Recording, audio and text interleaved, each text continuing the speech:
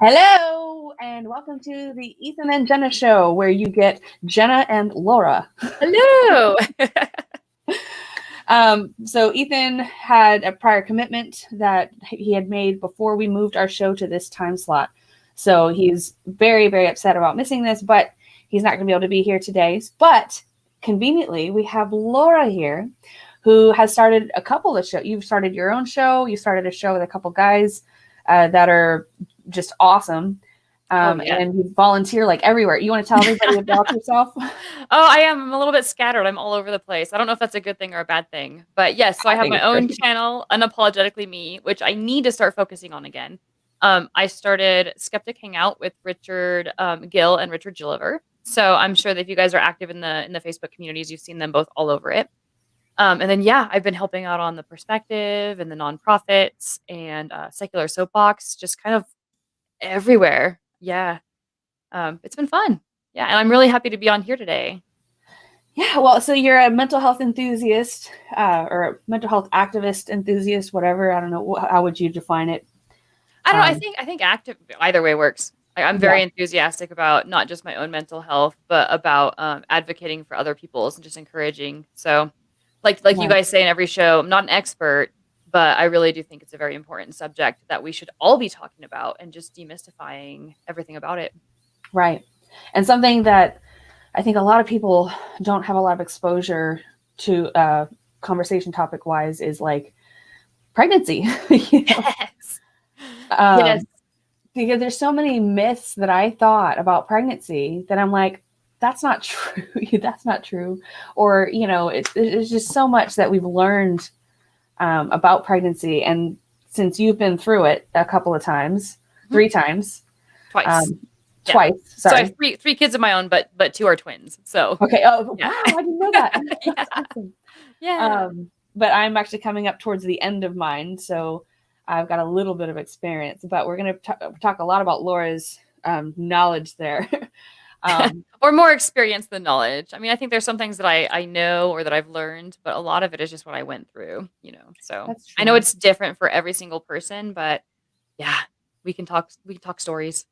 Well, so from what you remember, how would you define your mental health throughout your pregnancies, just in general? What do you remember? I would say in both cases it was very different, but very fluid from day to day. I think overall in both pregnancies, I was overall pretty healthy. For the most part, I was up. I had a really strong support group in both cases. Stronger on the second pregnancy than on the first, because the first was with a previous relationship. But I would say that it was confusing. Like, and I know, Jenna, you're probably going through the same thing where mental health will hit you differently on different days. And sometimes it feels like it's out of the blue. And hormones are the whole time, they're constantly changing, they're fluctuating, they're going up and down. So both pregnancy and post-pregnancy, it was hard for me to know what I would get day to day. Yeah, I get it. That's tough when it's different.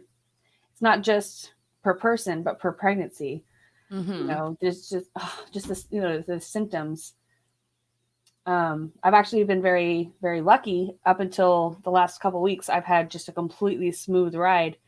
And I almost felt bad about it. My little sister, who she's had my nephew 8 years ago. And she was telling me, she was like, well, it's not like you get to just kind of pick your symptoms. It's not like you can just be like, I'll take this and I'll leave that, Yeah, I don't want to be nauseated today. Thank you. She's like, just take what you get. And I'm like, it's true, Yeah. Oh, that's interesting, because what I would hear from people who either hadn't been pregnant yet, or especially from well-meaning people of the opposite sex, is I don't know how you do it, or how do you get through it, or you must be so strong, being able to get through that, especially with the twins. And I didn't feel strong or resilient or anything. I just felt like you live in the moment you live in, and you get what you get, and you get through it, right? Sometimes you're good at it, and sometimes you're bad at it. Well, and if you think about it, it's kind of just like symptoms wise, it's kind of just like a long-term sickness. Yeah. Yeah. And you do kind of get used to it, don't you? Like, you at least learn what to expect. Yeah. That's a better way of putting it. Like, so as you say, it's a roller coaster mentally. Oh my God. Which, so we'll come back to that. But I mean, the doctors are pretty knowledgeable. They have several apps now that kind of tell you generally, statistically, this happens around this time. And you can kind of expect your hips to expand. You can kind of expect, all this stuff. And I've learned that I am not normal. I don't think anybody actually is. I think we're all No, somewhere. But what do you mean by that? I'm curious to know what you mean. I've just, the fact that I haven't had like any symptoms almost like up until the very end, like I was still perfectly mobile. I mean, I'm still actually pretty mobile right now. There was a couple weeks where there was a couple weeks where I don't know what happened, but I couldn't like walk upright. I was just like, oh no, like how he was positioned or something, or I don't know what it was. I think what happened was it was the week after I went and visited my parents. And I flew to St. Louis and back. And so I think that the amount of walking that we did and the flying, it might have just compounded everything in my body to where it just absolutely hit me all at once. Yeah. Or like you had some sort of muscle, something that just needed to work itself out. Maybe. I don't know. And that was the other thing was I have had like almost zero morning sickness. Nice. I think I've only lost it like 3 times this whole time. And the last 2 times were in St. Louis. It's like I flew there and we had, oh my God, they spent money on this really, really nice dinner for me.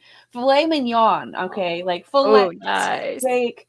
It's like my favorite steak. He even cooked it medium well for me. Which you don't do to a filet mignon. No.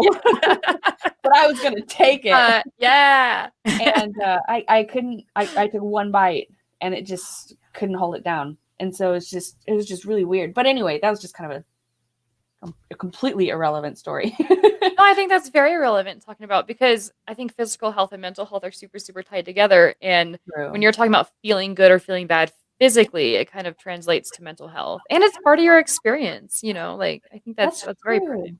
Because I kept apologizing. I felt bad, Yeah, but you couldn't have helped it. It's not something. You're right. I don't get to pick my symptoms.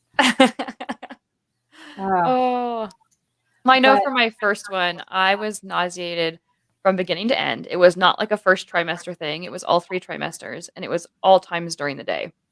And I threw up right until the end. And I don't know if it was just my body. I was young. I was 19 when I got pregnant. So I don't know if it was my body was young or where my hormones were at. But I was like, what do you guys mean morning sickness? Like, this is bull. Oh. Yeah. So you're right. It's so different for every person. Yeah. But I've gotten really bad carpal tunnel. Ooh. Like really bad. I went and got cortisone shots in my wrists. And that helped for a couple of days. And they told me to expect it to work 3 to 6 months, but really they said once this pregnancy is over, it's just going to go away, because they said that it's mostly caused by just the amount of blood that's in my body and how small that passage is. The fluid buildup and all that stuff. Right. And so my hands will go numb and they get weak and I just can't use them. Oh, wow. But that cortisone shot only lasted like a week, and then it kind of went back. This one's, my left hand's fine, but my right hand, for some reason, it just didn't quite work. Not long term. That's actually why it's hard to find a doctor that'll do cortisone shots anymore, especially like a hand specialist, because it's not long term. Because there's almost no point to it, because you're just gonna have to come back and get it again normally. Yeah. It's just that when you're pregnant, I don't need surgery. Yeah, you don't need long-term solutions. You need short-term relief from the discomfort and being able to use your hands. And exactly. Because I never realized how much you use your hands, like when you shower. Oh my gosh, yes. Yeah. Right? And then afterward, like I'm lotioning and I'm just like, God, my hands I just can't use them. Okay, this is off topic, but along the same lines, like your abs. Okay, so one thing I noticed when I was pregnant and immediately after having the babies was you don't realize how much you use your ab muscles until they're stretched out, they're weak, so like I would just like turn a little bit when I was pregnant and it would just tweak an ab muscle or whatever. And it's like, oh, it's like, because it's all elongated and stretched out and it's weakened. And yeah, that really drew my attention to when they say core muscles, like it's your support muscles. They're not kidding. No, yeah. No, I have trouble like getting situated in bed because I already had a pregnancy pillow before I got pregnant. Okay. Oh, dude, I love those things. Yeah. So I use that and I fold it in half, kind of sleep up against that. And then I have another pregnancy pillow that's like a whole piece like this. Nice. And so I kind of lay in that on my side. So it can kind of, so it kind of holds the belly. Yeah. Right. But just getting to your side, geez, you have to like hop because you can't use your abs. It's not like you can just maneuver. So you have to use the whole rest of your body to move. Exactly. It's like Kevin actually has a habit of when we're going to bed, he reaches out his hand to help me. Oh, that's sweet. He's so sweet. That's awesome. That's a really good point or topic to bring up. How was your partner at the time or partner now during your pregnancies? Oh, okay. So your mental health. Big contrast. So the first one, we had just started dating and the pregnancy was a surprise. So, and we stuck it out for 6 years with sort of a not so functional, not so great relationship. Great person. We just weren't a good fit and we tried our hardest. But his mental health was pretty up and down during the pregnancy because it was a surprise. It wasn't something we had planned for or he wanted. Not to say that he doesn't want his son, but to say that like at the time it was like, whoa, am I ready for this? Right. A lot of those emotions. For the second pregnancy with my current husband, it was like night and day, very excited, very supportive. He actually he carried me through my pregnancy, like emotionally, mentally, physically, like everything. So I was on bed rest because it was twins from month 5 till month 8 in a week because they were born a little bit early. And you look pretty little. And yeah, not the biggest person. I wish I had before and after pictures because I was huge with the twins, but this tiny little frame. Yeah, it was. If I could find the pictures, I'll have to post them in a chat or something if I can. I don't know, but no, it was very difficult. So he would help me walk upstairs. He would help when I needed to cry. He would let me cry. So yeah, very, very different with their mental health. I think the first pregnancy, my first partner, probably went through a lot more emotional trauma. I think I don't know if it's fair to call it trauma, but it was hard on him. Well, I mean, trauma's a real thing. Yeah, for sure. Yeah. Well, so for Kevin, and I hate, I'm not going to speak for him, just kind of my, I guess, gatherings of his experience, just to kind of raise awareness of the partner's mental health, because I never realized how much your partner goes through just because you're going through something and they want so bad to help. Yes. And to do things for you and to make life easier for you. And they'll really overwork themselves, or at least Kevin will really overwork himself just trying to make sure that I'm as comfortable as possible. Oh, for sure. And I try to reassure him, it's just, sorry, I'm getting out of breath, which is a part of it. I think I'm going to go into labor soon.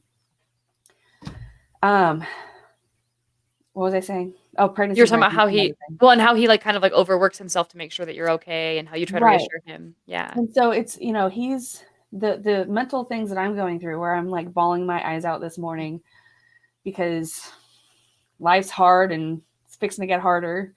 And he's freaking out because he wants to help. And so then I'm freaking out because he's freaking out because I feel bad because I'm making him feel bad. Oh, the guilt. Yeah. And there's just this back and forth cycle. Yeah. Of feeling bad for feeling bad for feeling bad. And you know what? Another thing my little sister told me was, and it's kind of a joke, obviously, because I mean, I don't believe in any gods, but you know why God made it 9 months of pregnancy? Why? To give you a test with you and your partner, because if you can make it through that, you can make it through anything.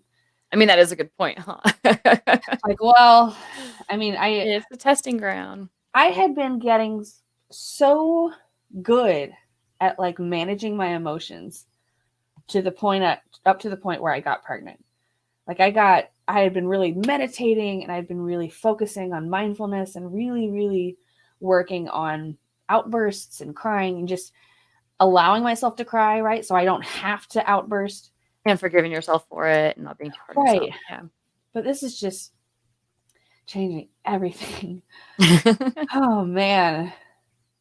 Well, I think that like, and you've sort of alluded to it, but just it made me think about it just listening to what you were saying, is the biggest thing with pregnancy and mental health with me is the amount of changes that you're going through and so quickly. Like we say 9 months, like it's a long time. And like what you were saying through, like if you can make it through the 9 months, you can make it through anything. A lot happens in that 9 months. And like for the person who's pregnant, there's a lot of physiological changes, emotional changes, psychological changes, mental, everything.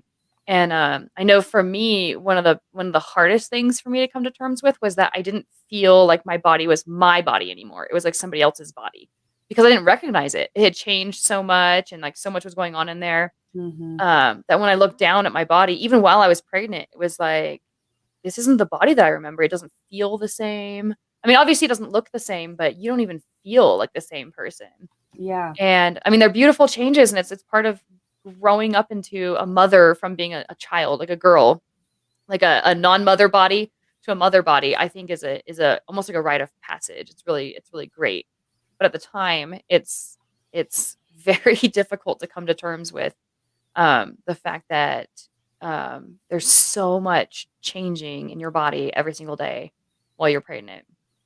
Well, and that kind of brings me to another point, that I have been very lucky in that. Yes, I mean, I did lose my job a month before I got pregnant. I remember that. Yeah. Which that made things just awesome. but but then when I think about how much time I've had available to me to focus on myself, to nap whenever I feel tired, to go to the bathroom when I need to spend that extra time lotioning and, stretching and walking. I've spent so much time walking.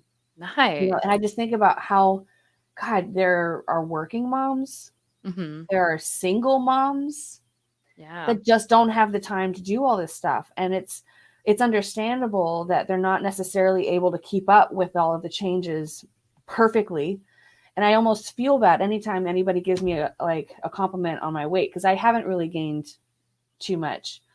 Because I'm like, well, I've had the ability to focus on that, when I just can't imagine what it would be like if I had more responsibility than I do right now.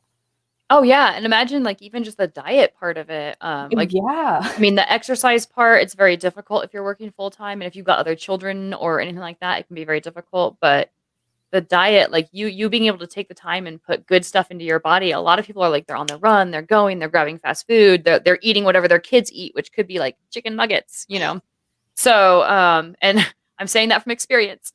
So, I think it's really sort of I love how you're finding the positive and the negative, right? Like that, yes, you lost your job. You're not a working mom or a mom who's working while you're pregnant, but you're able to take all this time to take care of yourself, take care of the baby, take care of your relationship with your husband. Like that is really like an awesome silver lining. Yeah. Well, and there's other things. Well, I guess there's so much about mental health in pregnancy, like that whole pregnancy brain thing. Yeah. How does the saying go? Like, my brain cells are getting sucked up and put into the baby, so it'll be totally smart, but like I can't remember anything. I mean, I don't know how many times. That's why I haven't been able to do too many streams. Like, this might be my last Ethan and Jenna stream this month. Oh my goodness! Yeah, because you're so close. Yeah. But again, so forgetting what I'm talking about while I'm talking, it's been one of the reasons that I haven't been doing many streams, because I'm just like, I can't. like you said earlier about how kind of like a roller coaster it is. So I'm like, there are moments where I'm like, I could do a stream right now, but it's not stream time. But can I guarantee that at 4:30 on Sunday, I'm going to be, I don't know. Right. No idea. So. Well, and that's sort of the great thing about, like, I don't know, like this group. And I think people in general is that they all get it. Like when you say like, hey, I'm towards the end of my pregnancy and I just can't do this or I can't do that. Like can't handle this. For the most part, people are like, yeah, no, take care of yourself. I got it.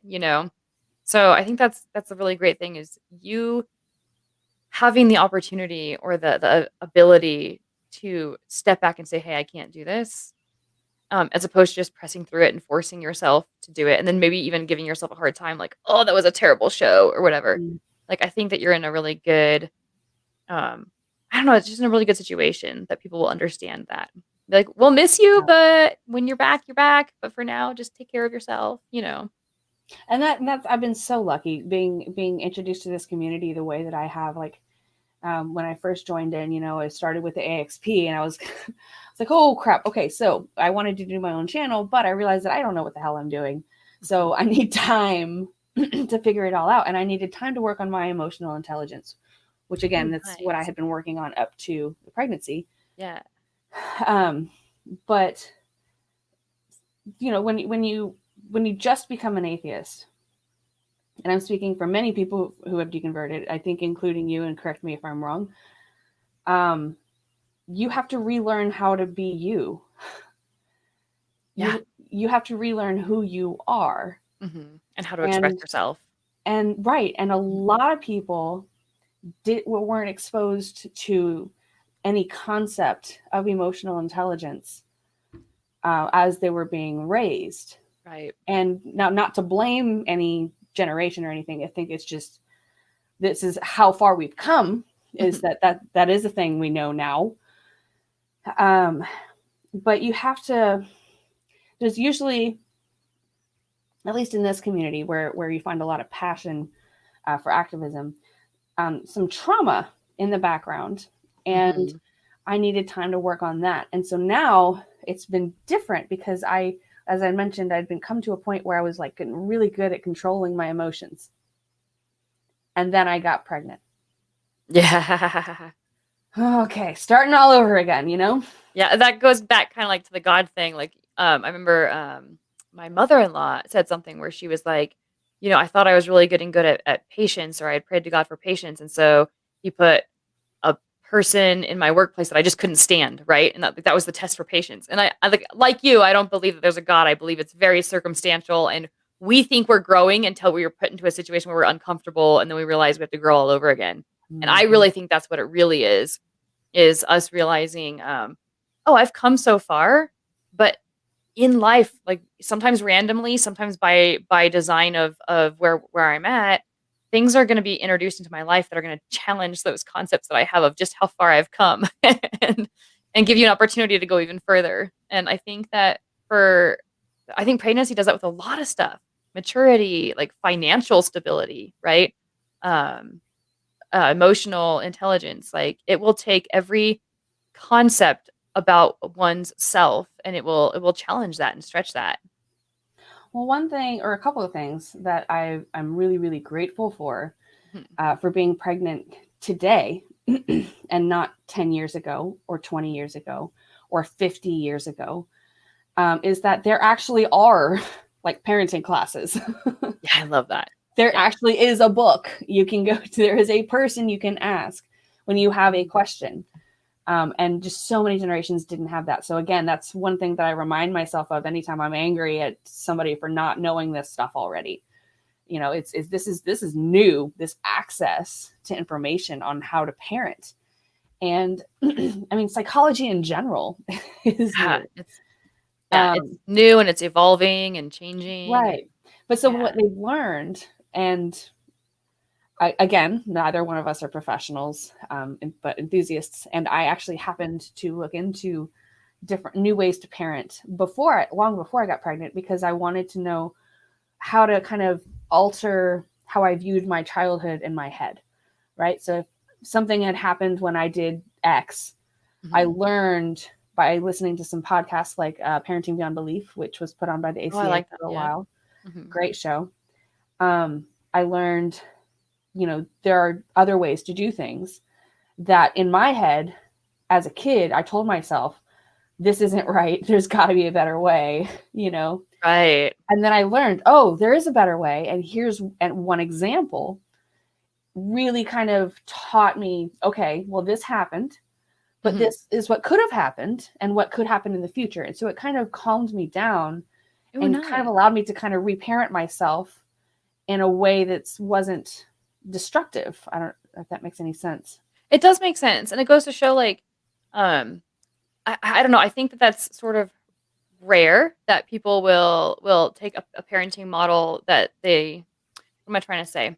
It's not often that you hear people say that kind of stuff of like, oh, I'm going to challenge this belief or this concept. A lot of people just do it. They just do what they do. And that's how a lot of these things get perpetuated and progress isn't made. So I'm always excited when people say stuff like that. Like, and I know I've gone through a lot of that too, like testing paradigms and challenging what I thought was like the right way to, I mean, that's why my ex and I stayed together for 6 years, is we were both raised in that culture of if there's a child involved, there's a mom and a dad, and that divorce is bad. We never ended up getting married, Right. but we really tried to do everything as right as we could within the paradigm that we knew. And I think being able to break free of that and sort of challenge that is still far too rare today. Well, I mean, the deconversions are coming up left and right. And as that happens, you start to question how you were raised, because people who are religious typically have that incorporated in their upbringing. And so it's interesting rethinking things. Like, so for example, I forget who I was talking to about this, but I was walking in the park and there was a family that was walking past me, and there was a little girl. She must have been 3 or 4. And she walks in and she points up in the sky and she says, airplane. Oh.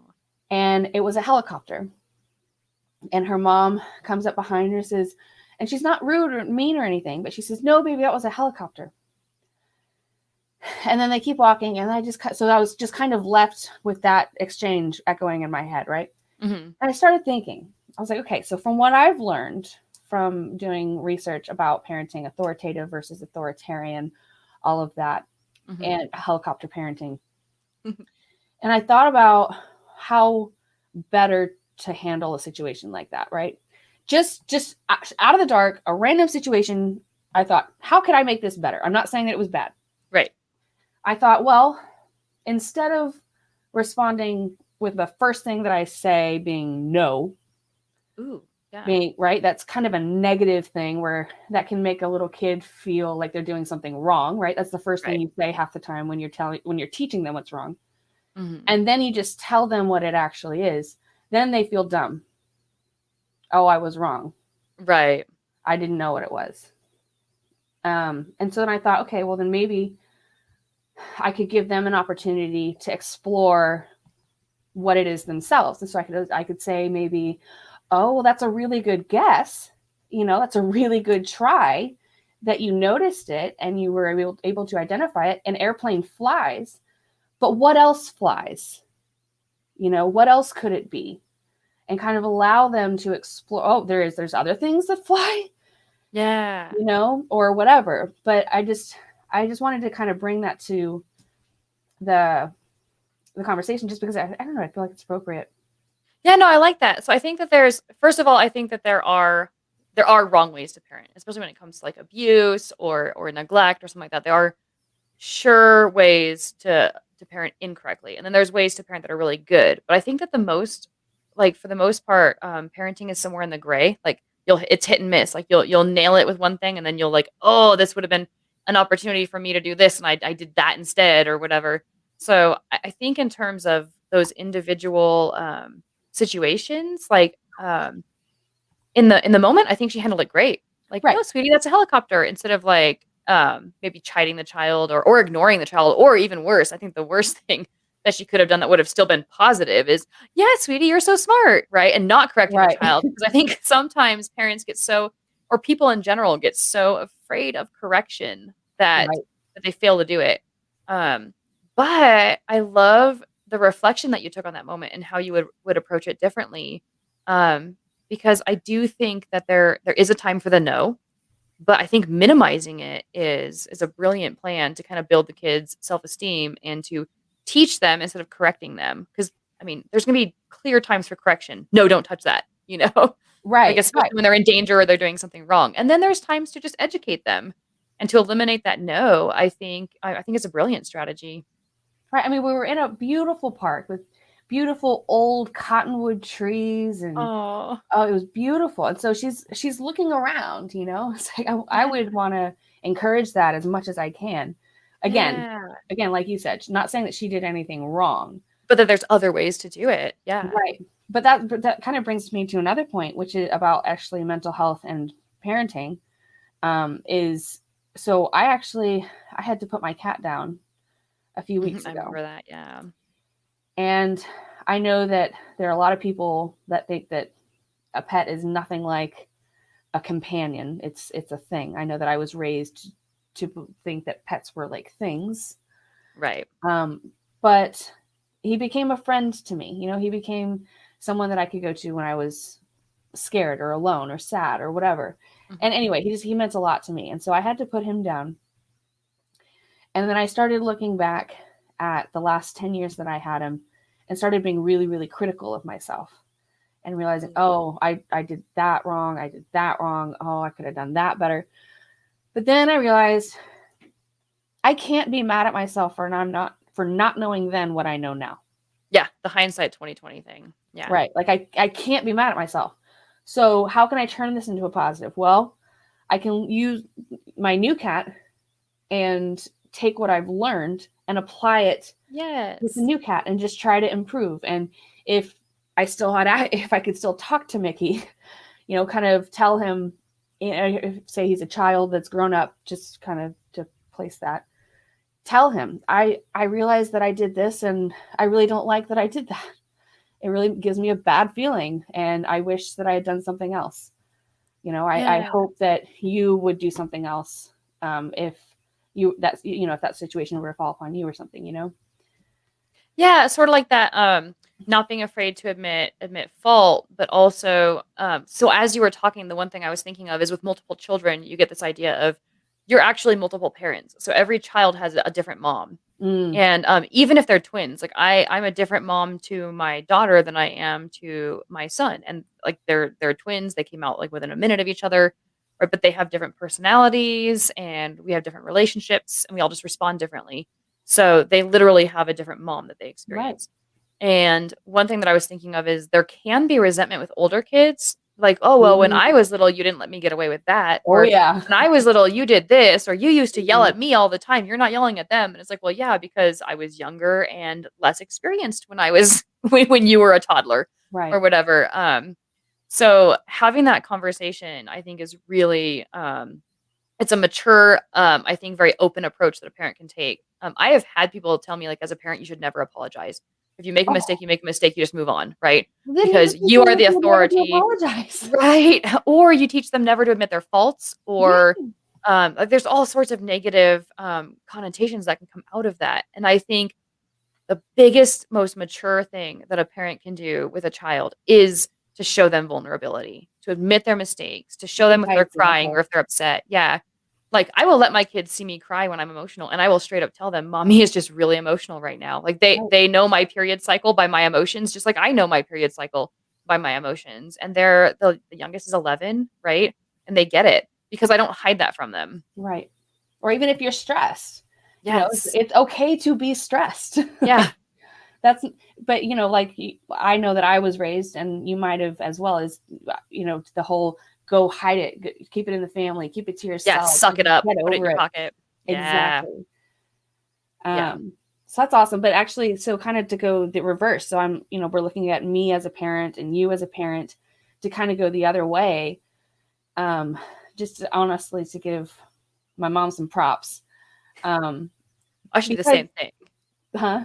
So I need to Sorry. do the same thing. Props to my mom too. Right, right. So like you said, every child has a different parent, Mhm. no matter whether siblings or not. And so I didn't have a very close relationship with my mother growing up. I was very needy, and I was the middle of 7 almost, Mm-hmm. and born very close together. So there wasn't a lot of opportunity to get all of my needs met. And so I was kind of a problem child.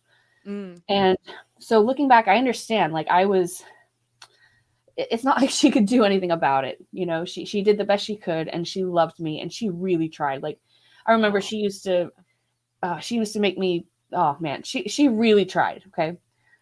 Yeah. Thing is, internet wasn't a thing back then. Right. You know, she didn't have the most warm, loving upbringing necessarily herself. Mm-hmm. So she didn't have a whole lot to go off of anyway. And then if you look at my other side of my family, they were very controlling. And so it's just there's a lot of mixed messages, a lot of different ways to parent. And so while I didn't get most of my needs met then, and we had trouble up until recently because I had serious resentment, because I look at, oh, you're treating this child like this, and you didn't do that for Yeah. me, right? Yeah. I started realizing with the help of my love cat, Mickey. Oh. That whole, you can't be mad at her. I can't be mad at her for not knowing then what she didn't know now. And so we actually had a conversation and we've started repairing our relationship, because that's what I think is what matters most, is how are we going to move forward? Yeah. Right? Since we can't change the past, you can't, I can't, right? If you want to have a healthy relationship with me, and I want to have a healthy relationship with you, let's just be honest with each other about what we wish we'd done differently and what we want out of this relationship, And move forward with it. Forward. Oh my God, I love that. I love it so much, because it's not just about like you and your mom. It like, especially being pregnant as you are now, and just for just people out there in general, like, it's about you and your spouse. It's about you and your children. Okay, so I made this mistake, or we have this dynamic, or we have this thing we're going through. What do we both want out of it? What are our expectations? What can I do? What can you do? And let's move forward from there. Mm-hmm. And I don't think, even if you make a mistake as a parent and you're like, oh, shoot, I really should have handled this specific situation better with this child, it still becomes a question of, okay, but where do we go from there? You can sit down with that child. You can apologize. You can talk through it with them. You don't even have to apologize if you were justified. You can say, I know this made you upset, but, and talk through it and have that conversation.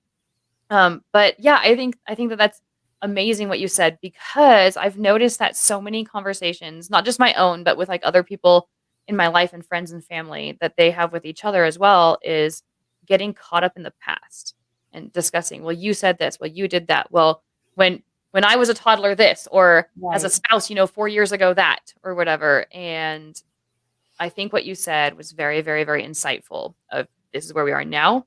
This is what we want. Mm-hmm. How do we move forward? Right. And it's like, it's not even an issue of if you make a mistake. It's when you make a mistake. When, yes. Because you're not going to be at your best mental capacity at 24/7 for the next 20, for me, for the next 20 years. It's just not going to happen. Yeah. So I'm going to make mistakes, and I'm going to have to learn from them. And I'm trying to prepare for that, but it's very difficult because I don't know what it's like. Well, I don't think so. So someone made the comment early on when I was pregnant, because I was scared. I was like, I'm not ready for this. And they said, really, honestly, even the people who are trying to have kids, nobody's ever ready to be a parent until they're a parent. Because you can read every parent book, you can watch every movie, you can hear all the advice from all the doctors. And until you're sitting there holding a brand new itty bitty baby in your hands, like, there's nothing that can prepare you for reality. And well, I mean, are you even prepared then? Like, are you ever prepared to be a parent? Right. No, every moment is take it as you go. I mean, sure, you have like experiences that you can build off of, right? Like, oh, okay, this situation is right in front of me and I have to deal with it. Oh, I have this experience from the past, so I'm gonna handle it this way. And so sure, there's a point where, yeah, you can be a little bit prepared, or you could have sort of a resiliency, like reserve. But at the same time, you're right. Like, you can't be prepared in the sense of knowing exactly what it will be like, or exactly what you're going to handle. It's just going to be a surprise no matter what. I'm still trying to wrap my head around the fact this is going to happen so soon. Oh, it's so amazing. Well, we did want to talk about postpartum. So I don't have any experience with postpartum pregnancy yet. I'm gonna. And knowing how much my anxiety level changed from pre to current pregnancy, I'm actually terrified. I'm gonna have a bit of a roller coaster down. What's your experience? It's actually good though that you're thinking about it, because a lot of people either won't think about it or it'll hit them out of the blue or whatever. So just the fact that you're like, oh my God, I'm terrified, it means you're thinking about it. So that's good.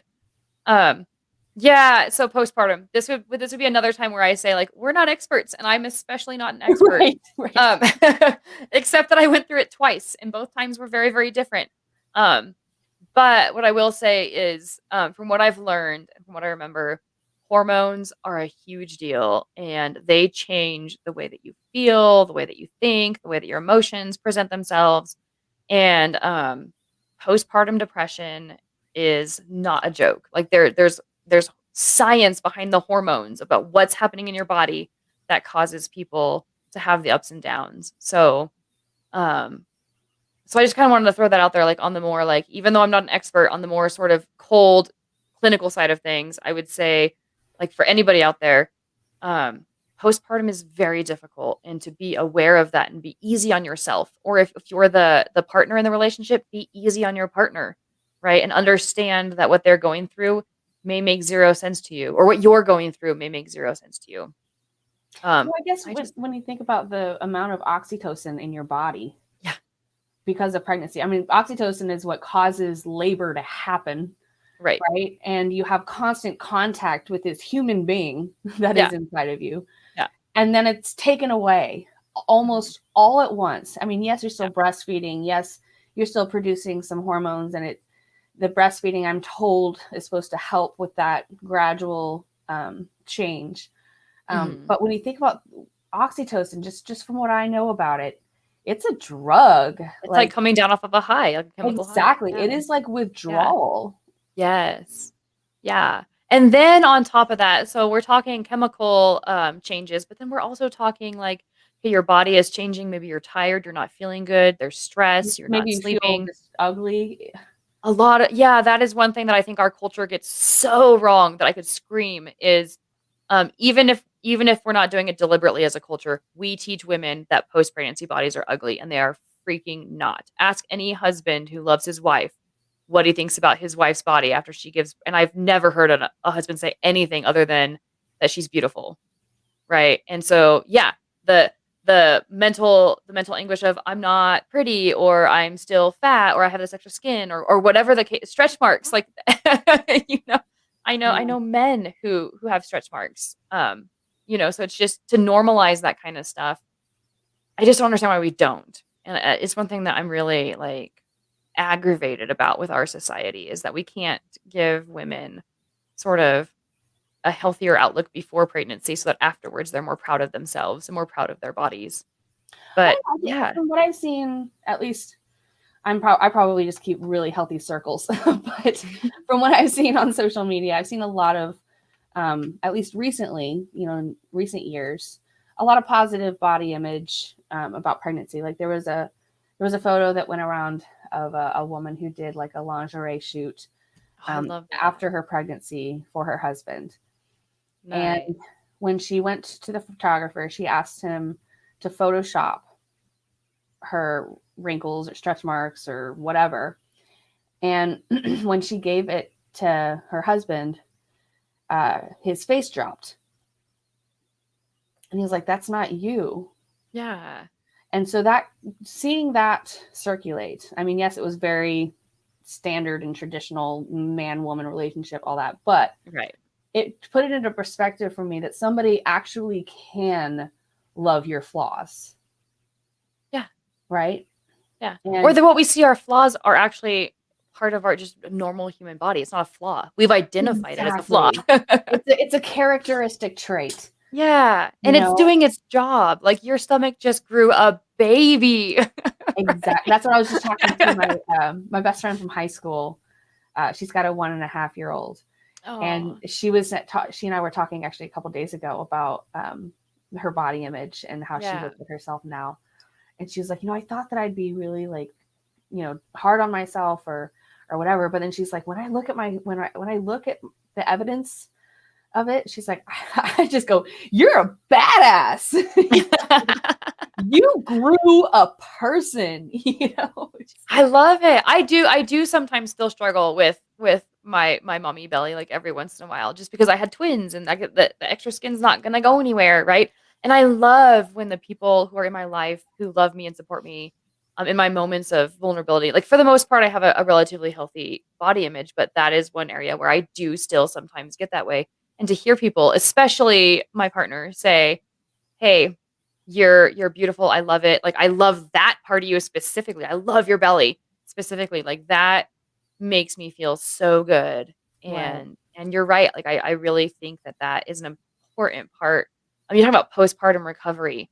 Just that little thing alone, like a woman being able to feel beautiful or loved or okay with her body. I think that one little thing alone will help alleviate just a lot of the stress that we go through as brand new mothers. That's a good point. God, so it was like physical image and physical health and mental health and how they're all the same thing. And sleep, we Sleep. take for granted. Like, I know doctors will tell, and I don't know if you've heard this from your doctor a zillion times, like, "Hey, get sleep," like jokingly, "Get sleep now because you're not going to get it once the baby's there," or whatever. Or, "Hey, just so you know, your sleep is going to change once the baby gets here." That's super, super, super true. And a lot of times we try to still keep the same routines that we had before the baby was born. But now we've got this little tiny thing that needs to eat every 2 hours and needs diaper changes and needs cuddles and needs held. And, yeah, I think sleep is another area where that postpartum, like all the mental health and the emotions and having a difficult time, where it what do you call it? It exacerbates it, makes it worse. Um, I hate to put a break in the conversation because this has been awesome, but I just noticed in the chat, Allison has been trying to call, and I'm so Oh, sorry. I should have said at the very beginning. I just got so excited about this topic. I forgot to say anything, but we can't do a call-in show today. Unfortunately, with Ethan gone, he has the access to connect call-in studio to this site so that we could receive calls. And so without him here, we can't actually take calls today. And so I'm so sorry. yeah, we forgot to say that. My God, I would love to hear all the stories about everyone's experiences with pregnancy and mental health. But I mean, luckily there's a lot to talk about. Yeah. Well, and that's sort of the unfortunate thing is like, yes, you and I could banter back and forth. It would be lovely to talk to other people. But how do you feel about like if anyone has anything to say in chat, like if they feel up for sharing in chat, like are you Oh, cool with that? Because absolutely. I'm totally cool with that. Like I would love to Absolutely. see if what we're talking about like like spawns a memory or whatever. I know somebody was putting in chat about someone having sensitivities to taste and smell and stuff, and that's like a whole nother thing. Like how your body responds to stimuli while you're pregnant. Like that's a whole nother thing. Right. But yeah, I would say if you guys have a story or a question, I don't know, throw it in chat. Yeah. And while we wait for that, I want to point out, so with this friend in mind, Mhm. um, pregnancy itself can be a very delicate subject to many, many, many people for many different reasons, man Mhm. or woman, Yeah. because people lose babies. Oh yeah. And I'm so sorry for putting it that bluntly, but it happens a lot. Mhm. And I think that's something that is something that needs to be absolutely acknowledged because Yes. it's hard. And when people are constantly expecting children, one child, oh, you have to have another, or just be, please, please, please, just be delicate with your inquiries about people's family planning. That's a very personal Ooh. subject. Yeah. Um, and there are a lot of people who are hurting at every moment of every day because of a loss or Or not, because they not even can't being have able to do it in the children. first place. Yeah. Yeah. No, I want to piggyback on that. Like I've known several people who have lost pregnancies, and I've known couples who can't conceive, Mm-hmm. and it can be very difficult a conversation to have. I know one thing that bothers like a friend couple of mine that they can't have kids is people always asking like, oh, hey, like at our age, like I'm in my late 30s, they're in their late 30s as well, is hearing the question like, hey, why don't you guys have kids yet? Or aren't you guys going to have kids? And like for them to have to explain like, well, we tried for years and we can't, like, it's none of your business, right? Whether or not they have kids or why. And then same thing with the losing children or miscarries. It's very painful. So yeah, treading carefully. I know Yeah. one thing I heard a lot because my older boys, mine and my two stepsons, would be in public school, and I'd be at the grocery store with my twins, as infants, and I would hear like, "Oh, boy and girl, you're done, right?" Like, "Oh, you got one of each, you're done." And I was like, "You have no idea." Right? And when Wow. I would tell people, "Oh, no, I have 3 older ones in school right now," they'd be like, "What?" And it's very awkward. Like, you're right. The conversations that we have with strangers about their children and about their birthing plans or parenting plans is, it's borderline, ridiculous.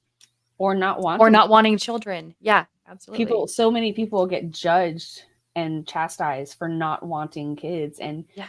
there's a quote comes to mind. I think it's the movie Eat, Pray, Love, with Julia Okay. Roberts. Mhm. And at the beginning of the movie, she's having a conversation with her best friend who happens to be Viola Davis. Oh God, I love her. She's sitting there and she's got a baby, and Julia Roberts is talking to her about, well, she's kind of at that pivot in her life where she's like, I could go and explore, or I could start having a family, right? Mhm. And Viola looks at her and she's like, having a baby is kind of like having a tattoo on your face. You kind of want to be committed. Yeah, it's not there's no takesy backsies, you know? Right. Like, so then imagine Yeah. how many people don't plan on having one Mhm. and have to, for many reasons, because they don't have access to abortion clinics because there are people taking them all away. There's just many reasons. And so if there are many people who have kids that don't want them, how awkward is that when you start commenting on their life choices? Right. When they're Yeah. like, well, I have this kid, but now I have to raise it, but I didn't want it, but I have to like want it. But I have to want it. Yeah. Right. Yeah. At that point, like the only concern I have is whether or not the kid is in a happy, healthy environment, right? Like I think that there can be people who can maybe be resentful or not happy about the fact that they had children and still raise those children in a good, decent way. And so I think for Right. me, my only concern and where I think it's public business is whether or not the kid is being abused or neglected, because that does happen where it's like, oh, not only did I not want you, I'm not going to take care of you. But I didn't choose to, I didn't want to, it just happened kind of thing. Yeah, I don't have any sort of negative judgment on that person, even if they want to verbalize it. Like I would especially let Right. them verbalize it. Like But I'm you just considering their position. Like, yeah. when they're in that position, like to put them in that mindset where they're trying to like explain it, and like they even owe you an explanation. Right. Yeah. It's just complicated. Yeah. Or and like what was said in chat and like what we were saying earlier is the having to explain why you don't want children. Like it's nobody's business, right? Like nobody should have to defend whether they have 10 children. Nobody should have to defend whether they have 0 children. Right. It's a very personal choice and it's nobody else's business. And Um, nobody owes you a child. right. Just consider that. Yeah, yeah, it's a little bit bizarre to me. Yeah, So, so getting back to the whole mental health thing though, yeah. what are your because you said that you were kind of like scared to death of the postpartum stuff. What are your specific fears? Is it like depression specifically or like what? So my general anxiety is just off the charts, just 24/7. I'm still on a pretty high dose of anxiety meds, even during the pregnancy. Mhm. And so while I can go back on one of the meds that I was taking before that I'd stopped, I'm nervous because I'm already almost maxed out on my anxiety meds. Oh yeah. And so if there's a really bad day, I mean, what can you do? Yeah. Right. So Yeah. and when I have too many bad days in a row, well, that's when the depression kicks in. So then I just go numb, and I'm just I can't be numb and a mom at home with my partner who works like 12-hour days. I have shit to do. Yeah. And so I'm really taking advantage of the fact that right now I can take a nap whenever I want. I can take my time and ease into this. But once he is in my arms, it is no longer me first. It is no longer, oh, well, I need a nap, so just hang on. I'll feed you when I feed you. Right. Like, yeah, no, it's there's a priority shift for sure. Yeah. So, and then just the chemical change, I'm just nervous. Yeah. No, I understand that. Like, it can be very, very scary. For me, I know my biggest thing was I just didn't quite understand it. Like, I knew with the first pregnancy that there could be depression. And so when I was feeling kind of down or yucky, I got it. With the second pregnancy, because it was different hormones and they're heavier hormones, I wasn't prepared for like just how it changed my mental state, how exhausted I was with twins, and then what it did to my energy levels, and like not just physical energy, but like emotional, mental energy. Just being sad all the time, being upset all the time, but also like what's the word? Like just having a crash, like a mental, emotional crash. I don't know if that makes any sense, but I wasn't prepared enough for it. And it impacted, and my husband's in chat. So I'm about to out us just a little bit, sweetie. It impacted how we talked to each other and how I was able to talk to him, because I didn't have the language of, hey, I'm going through X, Y, and Z, and it should last this long, and this is what to expect. It was more like we were both just reacting off of each other, and we had to figure it out the hard way. Like, oh, what we're going through, or actually, it was in hindsight that we figured it out. Oh, what we went through back then, that was pretty normal. That was typical. We just didn't have the language to identify it the way that it was.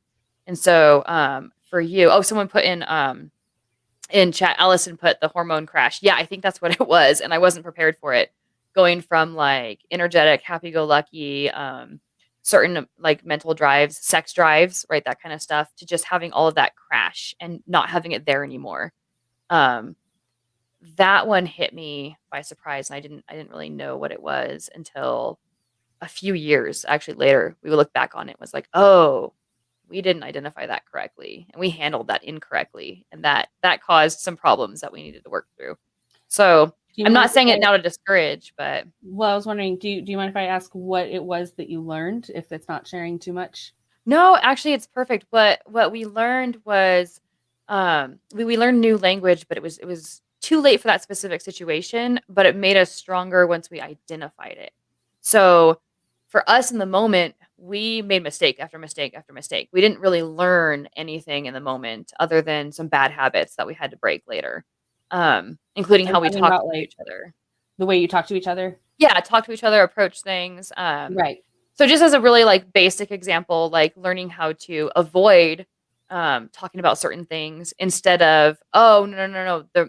There was, the emotions were because of the pregnancy, and there was a lot of depression involved and other stuff involved. So it's not the topic that's taboo. It's not. So it would come up, the same topics would come up later in the future, and here I would be triggered by it, and we'd respond the same way we did back when I was postpartum, instead of learning that language and learning how to handle it, if that makes any sense. It perpetuated problems into the future that we then had to go back and fix. So what would that language look like? So say, for example, like in my situation, we're actually kind of struggling with that right now. Like that's kind of what happened this morning. I basically just came to a point where we just, like, poor Kevin, we just started talking about finances, like talking about transferring money and just like paying a bill. And it just avalanched into, made me think of this and made me feel that and made me think of this and made me think of this. And it just, oh yeah. And then it becomes a huge overwhelming. And so then he didn't know what to do. So I'm sitting there and I'm just bawling my eyes out all of a sudden. And in my head, I'm thinking, while I'm crying and emotional, this kind of makes sense that I'm like a week or two from having a baby. This makes sense. But poor Kevin, he doesn't understand. And he's like, well, how do I help? What can I do? And I didn't have the language to explain it. So I'm curious, like what would that look like if you're in that situation? How do you explain it to him in a way that he can understand? I think like in the moment, the best thing that you can do if you're not sure how to explain it is to say that you're not sure how to explain it. Like, sweetie, I know you want to be able to help me, but I don't know what would help right now. Right. Or I know this all seems, I know this that like simple. Say that. Like, just, I know we're so good at saying it to each other when we're like gossiping with friends or a sister or whatever. Like, man, I wish I could just tell him this, you know? And then it's like, well, why not just go tell him that? God. And I say that to friends all the time. Like, God damn it, why can't I apply that? But another thing for him, I don't know how receptive he is to just different like approaches or behavior modifications while you're pregnant or postpartum, is for him to be able to step back and say, hey, sweetie, I know you're going through a lot right now. What can I do to help? Or, hey, we're talking about finances. I can see it's making you emotional. What do we need to worry about right now? And let's worry about the rest later. Right. So for the other person to have the language of, oh, I'm recognizing what you're going through. And so it was for us, it was a shortcoming on both of our parts. Like, he didn't fully understand what I was going through. So he didn't know how to handle the emotions or the when I just say things like, I said that a lot. I'm just really tired right now. I'm just really tired. I'm really tired. Right. Instead of, no, I'm going through this emotion or I'm having this thought and we need to talk about it. Right. So for him to take on a little bit of that responsibility as well and say, I don't understand what you're going through, but I know that you're going through a lot, and let's just take a step back and you tell me what you need. It kind of makes it sort of a team effort. It's not just you who have to respond in a specific way to him. I mean, the problem is that it kind of is, because so I'm the one that has all the time. I'm the one that has the flexibility, and I can do appointments and I can, all that. He is so limited on his time that it's like, literally, he gets home, he showers and eats dinner and goes to bed. I mean, so, and then right now for the summertime, it's like his busy season, working aside from the pregnancy every other week, 6 days. Oh, wow. So he literally barely has enough time to take care of himself, let alone further his emotional intelligence and, let alone have us the time to work on our communication skills, let alone have time to just sit back and relax together. Oh my gosh. So it is unfortunate, but I do think the reason I'm sharing this is I do think people can relate to one person carrying the load of X and another person carrying the load of X. He's got the money strain. They're different. The only money maker right now. And so he's stressed and trying to just focus on getting that money. And then I'm stressed trying to fix the emotional and communication situation. Yeah. And it's all by myself, right? So it's really hard when you're both trying to do different things, because that's all you have available. But I think that recognition, and I think it's hard for people, but that recognition that what my partner is going through is different and being sensitive to that, I think is really big. Like, you weren't like, man, he needs to take on more responsibility. Yeah, he should do this and he should do that. Instead, you were like, well, hold on. He's taking care of me in X way and he can't take care of me in Y way right now. Like, a lot of people don't have, like, I guess that would be like, take her example. Like, listen to what Jenna is saying, because that's big. Like, people in relationships take on different roles and are different things to each other. And maybe he doesn't have the emotional intelligence right now to be the one that's like, okay, sweetie, what can I do for you? Exactly. And so you might have to be the one that's like, hey, here's where I'm at and I need this from you. Or I need to step away and not talk about it right now because this is my mental health that I need to deal with. And like, that could be difficult because we all want somebody else to like baby us and take care of us. And sometimes we don't have that. So, but your acknowledgement of it is huge. Thank you.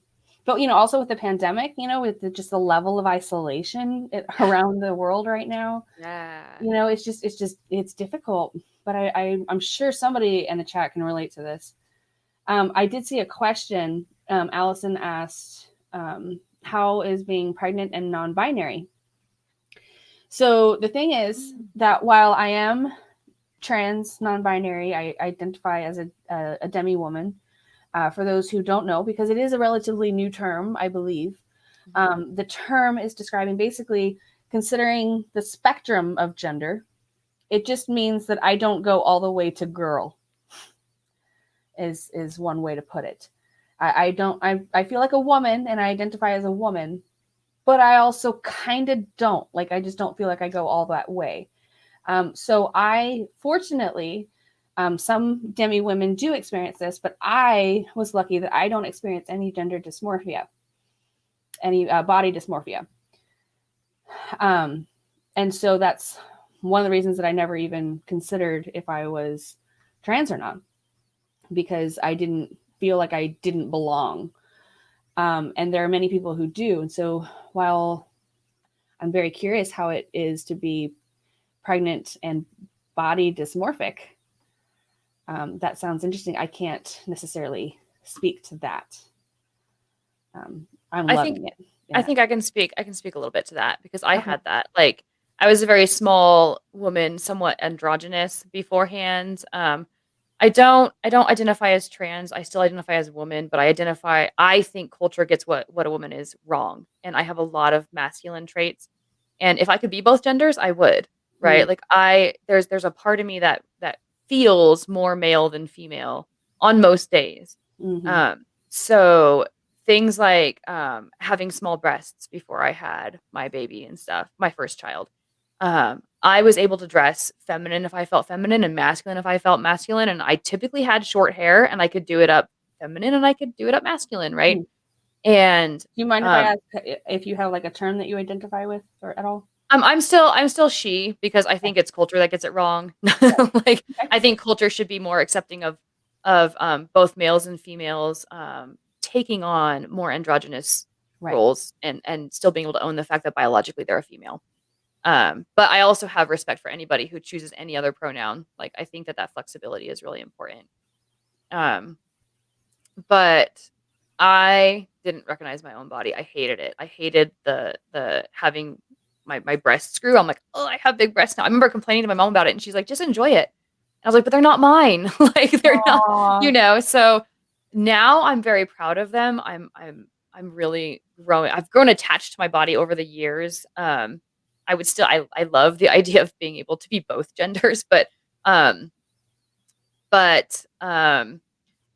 feeling of dysphoria, I can sort of relate to that. And it felt to me like not knowing. If you could do a mind experiment, it would be like imagining, like, just picture anybody, any random person, mother, brother, sister, friend, a random person on the street. Try picturing what it's like to be in their body, like where it's your mind, but somebody else's body.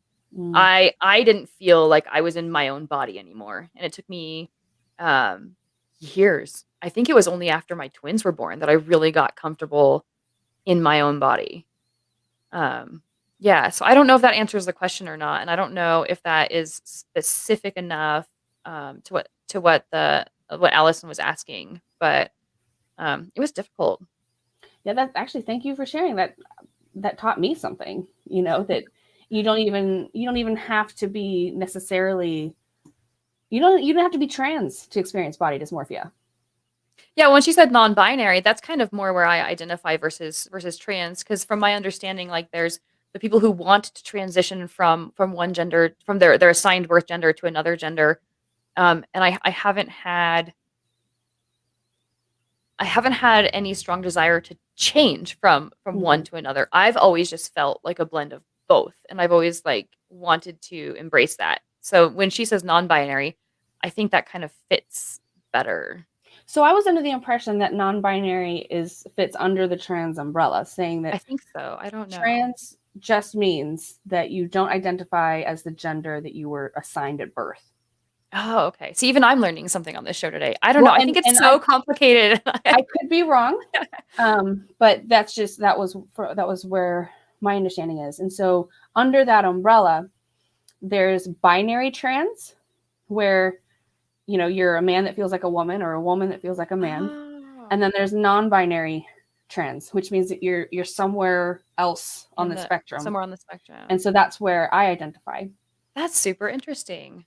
I didn't look a lot into. I know we're getting off topic from the mental health and pregnancy thing. Hopefully it'll tie back around a little bit. Yeah, but I didn't really start learning a lot about the different sexualities and genders and stuff, and just how varied they are. I knew a very, very, very surface level amount until I took a class in the anthropology of gender, and I learned that. I think I ended the class with more questions than answers, because I learned that there's a lot out there.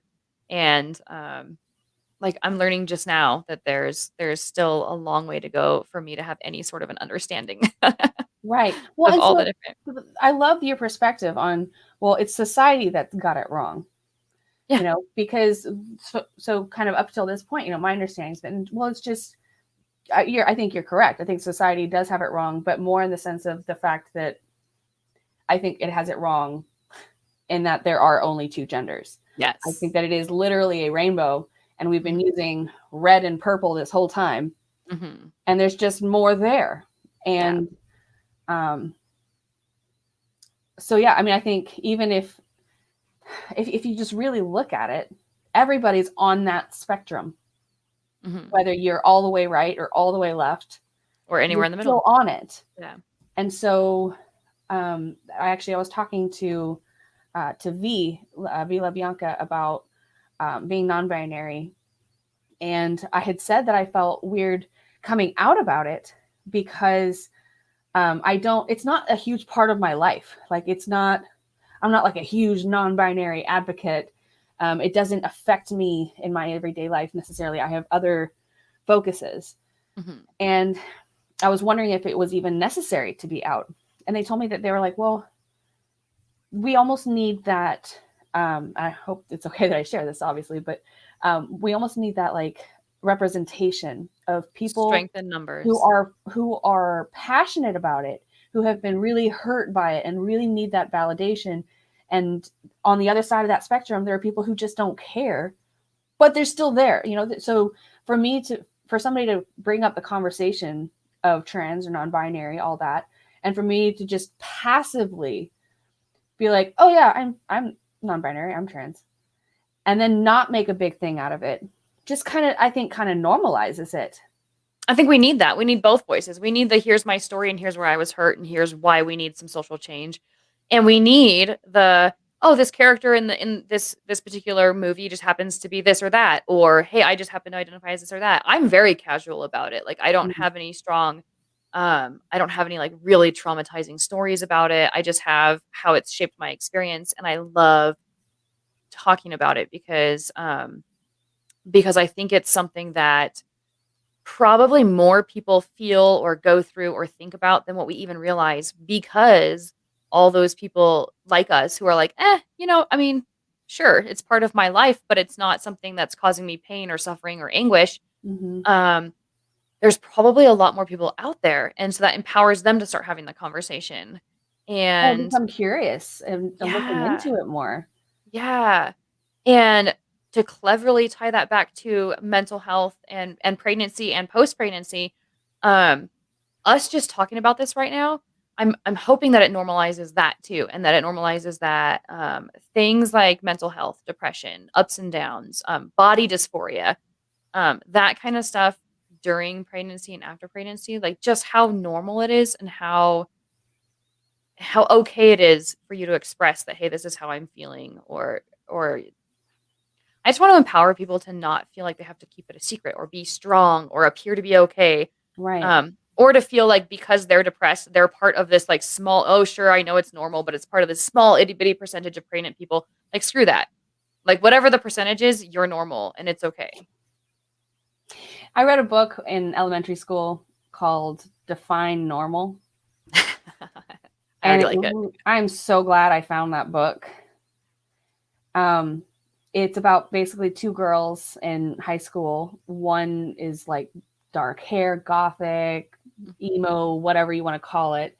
And the other girl's preppy and normal, right. for a lack of Well, the book is word. demonstrating that she's the cultural. Exactly. She's what is the implied stereotypical at the beginning. Yeah.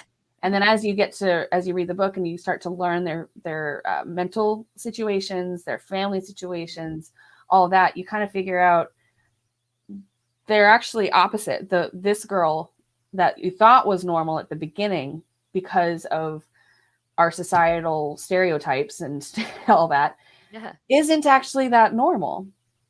And what I mean by that is, I guess I'm using normal as kind of like a healthy, your level of well-being is declining in that sense. So it really helped me because I was seen as somebody that's not normal because you know what? I'm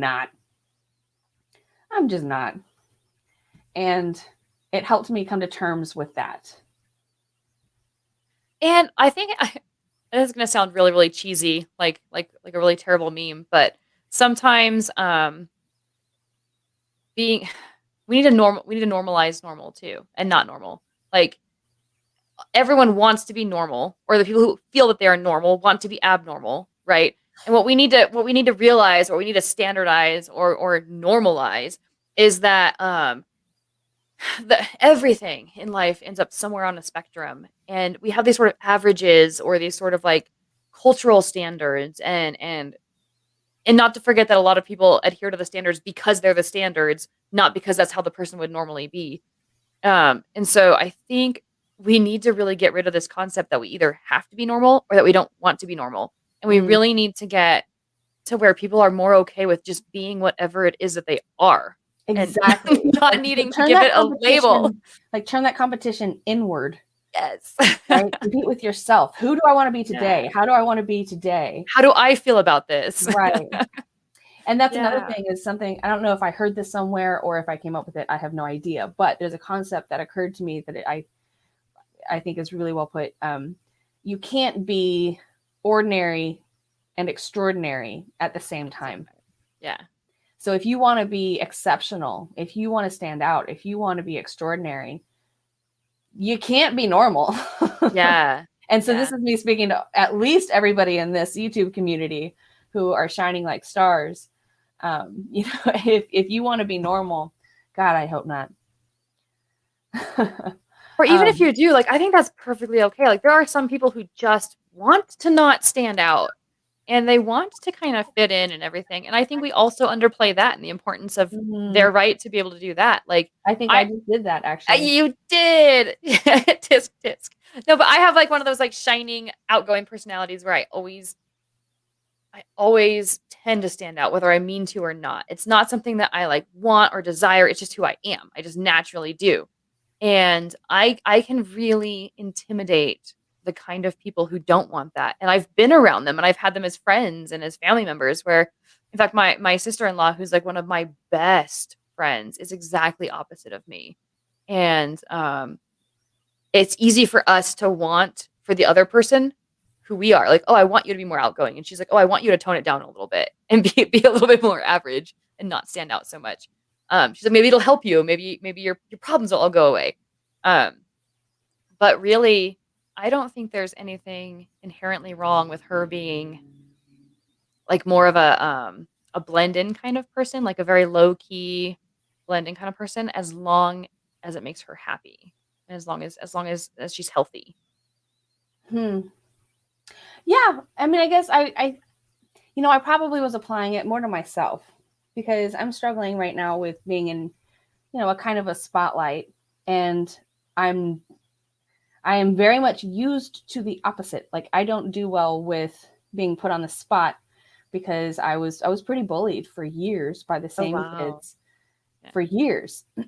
And so it's very uncomfortable for me to have everybody looking at me unless I'm like on a stage with a purpose. Right. And so it's hard for me to be in this community and try to be an outward face, any kind of leading by example or anything like that with people looking at me where I'm like, stop looking at me. Yeah. Or like what you say, like, I'm not an expert. So at the same time that you're saying, hey, I'm offering up this advice, you're also saying, but don't necessarily take my advice, right? Like, which I think is a very good, I'm doing. Yeah, it's a very good, humble way of approaching it. So it's not a criticism in any way, but you're right. Like that sort of like, okay, I'm contributing my voice, but that doesn't mean that I want to be absolutely in the spotlight all over everything. Like, I just want to be here and contribute my voice. Right. Yeah. I want to be helpful. I want to be useful. Yeah. You know, I don't want to be this shiny thing that people are putting on pedestals. Like I don't.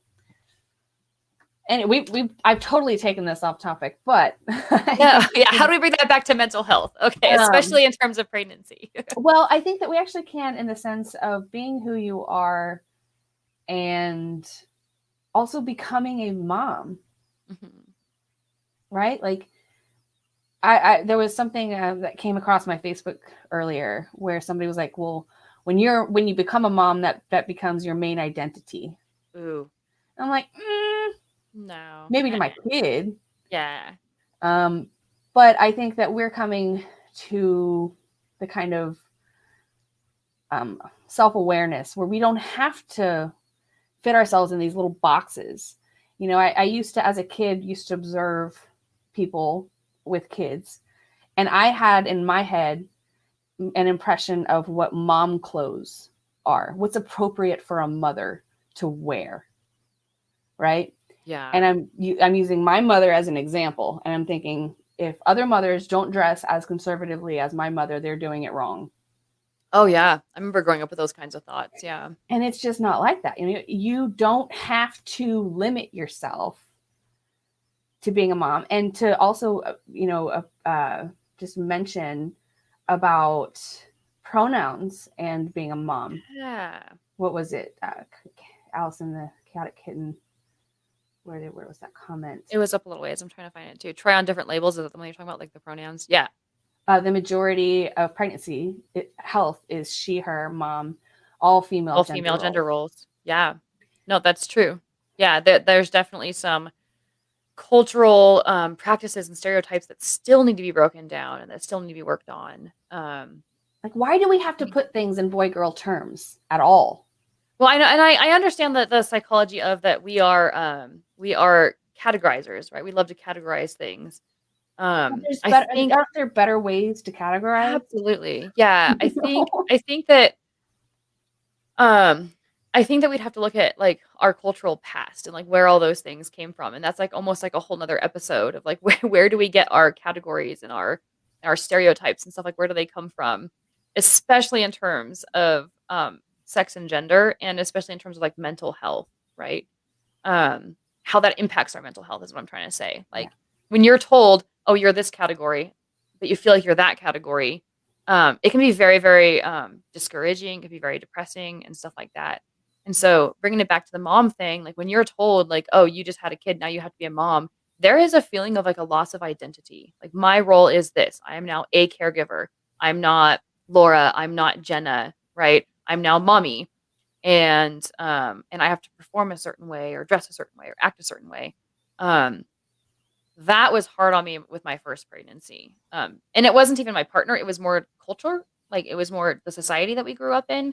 Oh, well, now my life's over and I'm now a mom. That's kind of what I thought for years. I thought that too.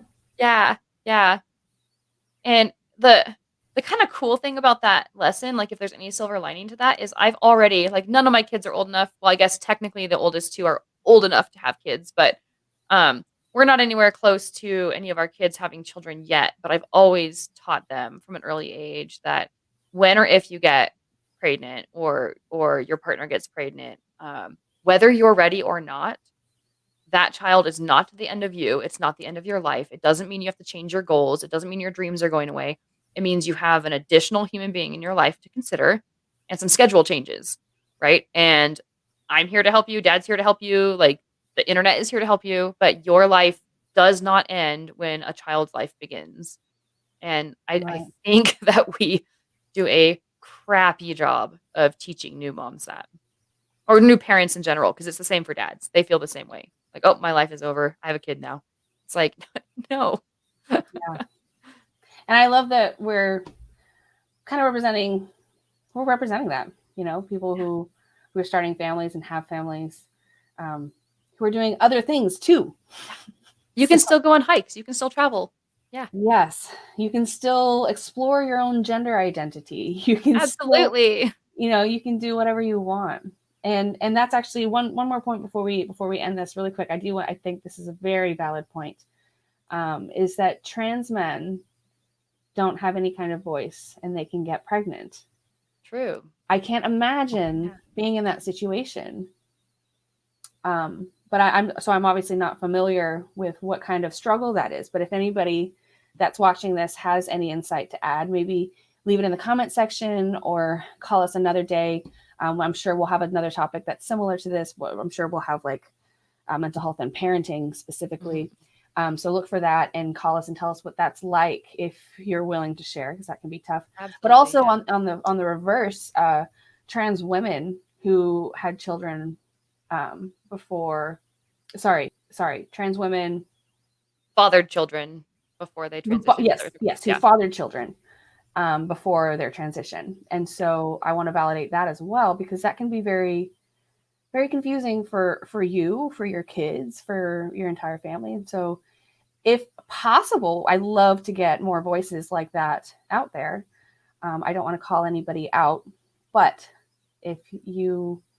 but those are stories that are important to hear, because that is an underrepresented demographic. Not just, so we're talking parents and then we're talking trans, but we didn't talk much about trans parents. And obviously the two of us are not the experts in that at all. And it would be very disingenuous for us to try and have that conversation. So I'm glad that you said that, Jenna, that like we really need to hear from not us, from people who are going through it or have been through it. But that is something like, Allison, thank you so much for shouting that out. And also bringing up the healthcare being so limited for trans men and women. Yes. That just compounds when you start talking about like, how does it work with pregnancy, like, especially for the middle of the transition. So yeah, I agree with you, Jenna. I think that a show that focuses more on that would be phenomenal. Yeah. So that's definitely on the list. So thank you again for stepping in and being my little co-pilot. So I don't know why I said little, but being a co-pilot today. That's okay. Probably just stereotypes and cultural standards. No, you're good. But how can people find you one more time? Okay. So the main thing I'm pushing right now is Skeptic Hangout, because that is what I'm working the hardest on. You can check me out on Unapologetically Me on YouTube. I haven't put anything out lately, but I want to. But we do put out episodes every Wednesday on Skeptic Hangout, and it's been really amazing. So check us out there. It's awesome. I've checked it out. I've been on it. Jenna's been on it. Yeah, check out the episode with Jenna. And it's great. It was a really good conversation. Again, kind of like this, and a conversation between peers. And just one more thing. Thank you, Allison, for always being so on it. We didn't even mention abortion, and that. You know what? We'll have to make a whole mental health and abortion topic, because that can take up a whole nother show. But that's extremely relevant, and I don't know why I didn't even get there. But I think there's too much to cover in one show. Yeah, there is. There's probably a dozen topics we never even brought up, and we're going to be doing some multiple times, because again, we only have so much time, and these are such big topics and such new topics. I mean, that's kind of the point of this, is to be talking about things that people aren't used to talking about or aren't used to listening to, and don't know how to have these kinds of conversations. So yeah, we'll definitely be doing repeats and different versions of topics. So thank you so much, all of you, for watching. I actually don't have our list of patrons up for you right now, but I'm sure we'll have it in the comments down below. Thank you all so much for contributing. And if you're interested in helping us out, we're trying to basically donate a portion of this to charity and a portion of this back to y'all. And like, I'm not sure actually what the percentages that we're doing right now is, but we're trying to, it is in the description, as YFNA says. And we're doing what was I saying? You were talking about the contributions and how we're redistributing them. Oh yes. So we are donating to charity, donating to y'all, and then keeping a little bit. But yeah, we're just trying to give back. And so if you want to be a part of that, if you want to give to Ethan and myself, then we have a Patreon page, and I believe that is patreon.com/the Ethan and Jenna Show. Thank you all so much for watching. I would give my list of stuff that I'm doing, but I am currently, as we mentioned earlier in the show, taking some time off because my panic attacks and my mental mood swings are so unpredictable. Thank you all so much for watching, and I hope that y'all are taking care of yourselves, and I'll see y'all next week, same time, same place, and I'll have Ethan back. Awesome. Thanks again, Laura. No problem. Yeah, thanks for having me on. Bye. Bye.